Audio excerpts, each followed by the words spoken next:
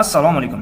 O'quvchilarim ko'p vaqtlarda kuzataman, darslarda ko'pincha Instagramda yoki Roblox kabi o'yin saytlarida yoki YouTube'da qandaydir videolar ko'rishga ko'p vaqtlarini sarflab yuborishadi. Ana endi bunga oddiygina yechim bor.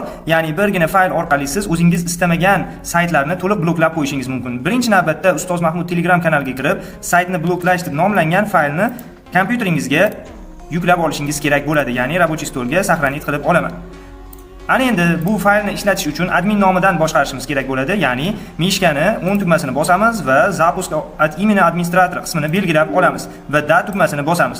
Ekranda ko'rib turganingizdek bu oyna ochilishi kerak. Demak, birni bossak saytni bloklash degan qismi ishlab ketadi. Bir raqamini bosaman. Ana endi bloklamoqchi bo'lgan saytimni nomini o'zinigina yozishim kerak. Ya'ni 3 ta W bilan yozmang deb tavsiya qilib tepada namuna ko'rsatib qo'yilgan.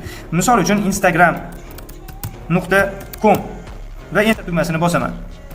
Ana endi saytimiz bloklandi. Ana endi tekshirish uchun saytga qaytadan kirib ko'rishga harakat qilamiz. Ko'rib turganingizdek, ana endi bu saytga hech ham kirishning iloji yo'q.